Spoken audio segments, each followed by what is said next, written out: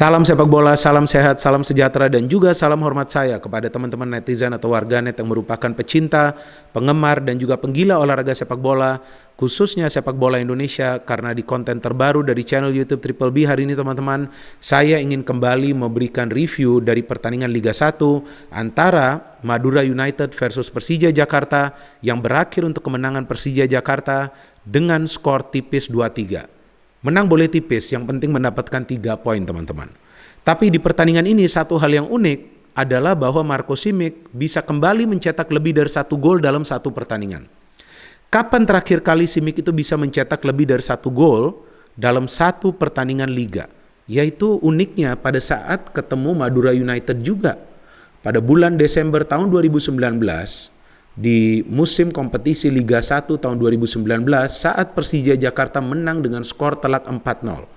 Simic mencetak hat-trick di pertandingan tersebut.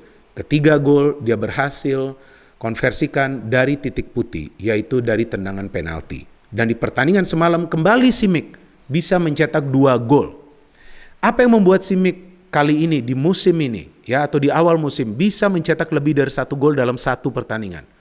Ya karena suplai bolanya sudah begitu bagus kepada Simic. Dan Simic tidak hanya mendapatkan 2 atau 3 peluang. Yang saya catat Simic mendapatkan 4 peluang.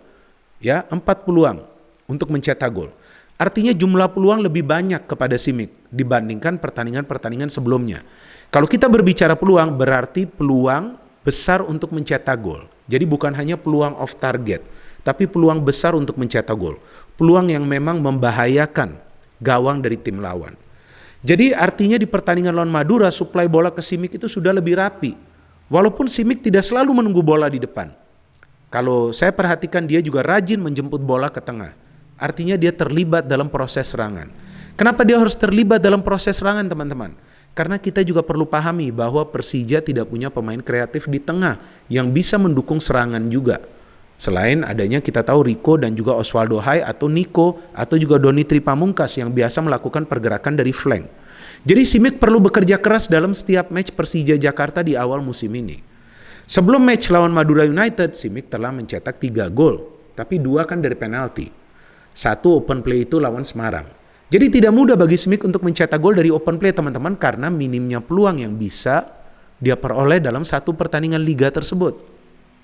But in this match lawan Madura United, kenapa Persija bisa menciptakan banyak peluang? Ya karena game plan-nya dari Alessio jelas, jangan terlalu lama menguasai bola di tengah tapi cepat membangun serangan. Cepat menekan para pemain Madura yang kita tahu juga punya kualitas pemain yang bagus. Jadi jika Madura ini di-press terus-menerus, tentu sulit para pemainnya untuk bisa keluar dari pressing Persija Jakarta dan itu yang terjadi di pertandingan semalam.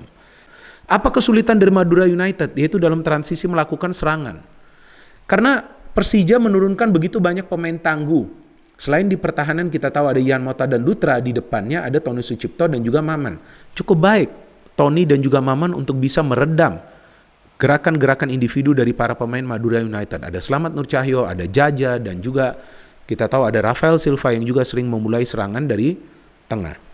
Jadi intinya pressing and attacking game, taktik yang diterapkan oleh Angelo Alessio berhasil di pertandingan ini teman-teman. Dan kita tahu Alessio sebelumnya adalah asisten dari Antonio Conte. Ya mirip lah cara permainan Persija Jakarta dengan taktik yang biasa diterapkan Antonio Conte saat dia menangani klub di Eropa. Tapi kan pada intinya juga Persija perlu disiplin. Disiplinnya di mana? Disiplin yang penting di lini pertahanan. Karena kalau kita perhatikan kelemahan Persija di awal musim itu adalah di lini pertahanan. Jika kalian tidak percaya, silakan bisa melihat klasmen sementara. Di klasmen sementara musim ini terlihat di antara top 5 teams di atas, ya, di antara 5 tim yang berada di papan atas, Persija punya rekor defense yang tidak begitu baik. Kemasukan lebih banyak gol dibandingkan tim-tim tersebut. Dan juga berapa kali Persija itu clean sheet? Hanya 2 kali lawan Persipura dan juga lawan Persiraja Banda Aceh. Padahal juga bukan berarti Andri Tani tidak melakukan save. Banyak save juga yang dia lakukan dalam 2 pertandingan tersebut. Jadi yang menjadi persoalan ini di defense bukan berarti Yan Mota dan Otavio Dutra itu tidak bagus, secara individu bagus.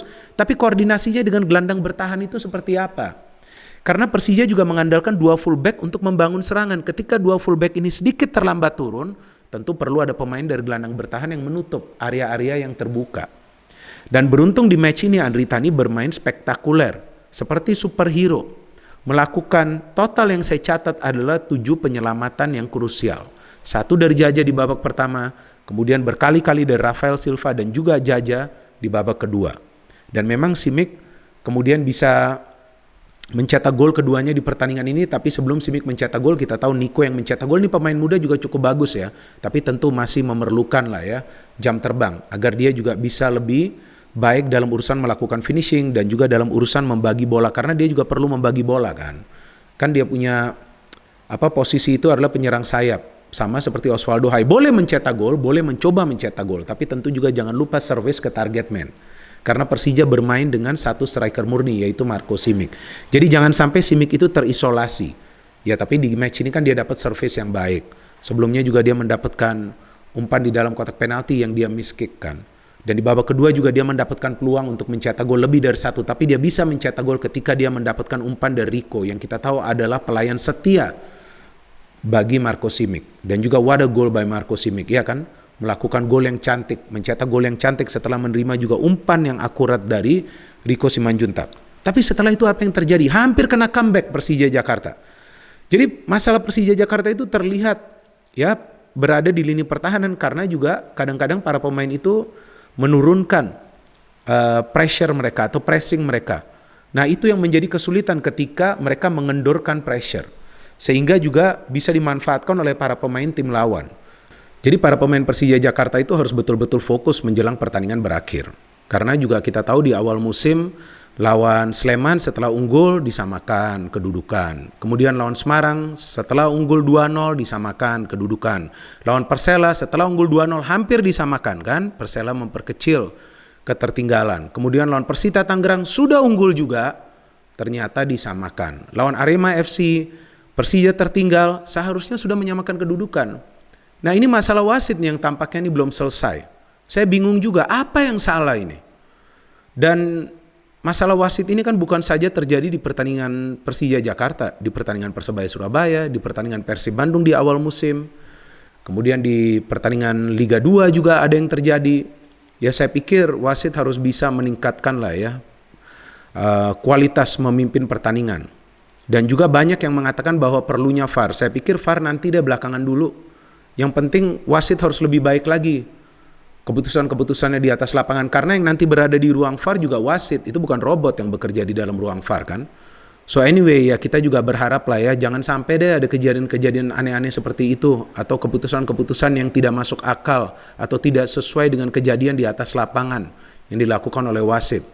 Tentu kita juga akan jengkel nantinya kan, karena jika hal-hal seperti itu terjadi tentu tim-tim akan dirugikan juga.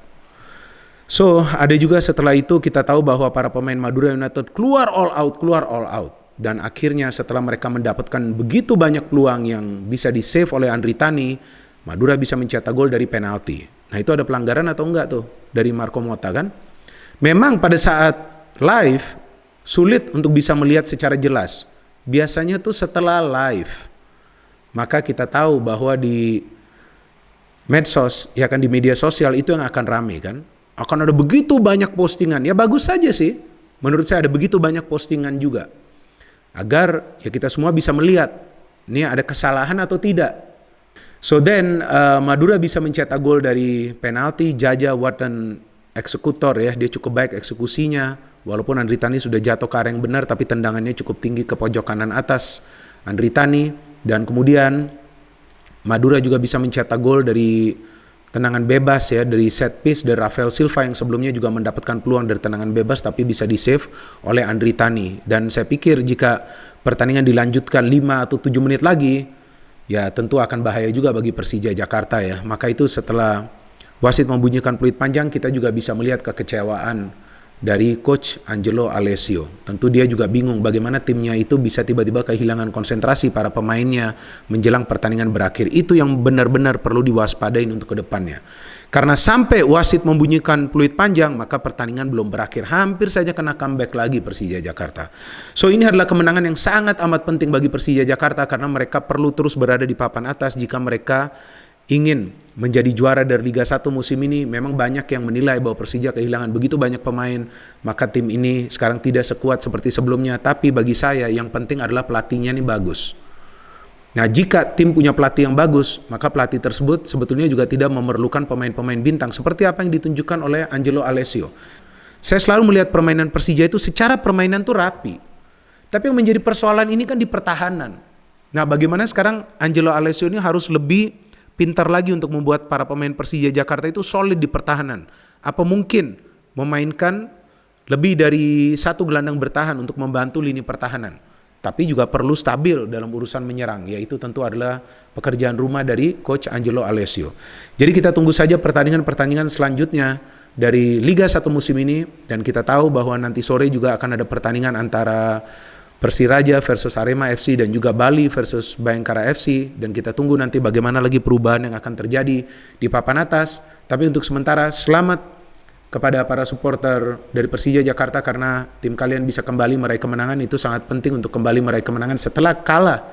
Satu-satunya kekalahan Persija kan lawan Arema FC sejauh ini, dan juga dengan bisa Simic kembali mencetak 2 gol, tentu itu akan memberikan Simic kepercayaan diri, dan saya pikir juga Simic masih merupakan salah satu penyerang yang tajam di Liga 1 asalkan dia bisa mendapatkan peluang, asalkan dia bisa mendapatkan service terus-menerus. Itu sangat penting karena dia adalah striker tunggal di formasi 4-3-3 atau 4-2-3-1. No hit, only football, salam sepak bola.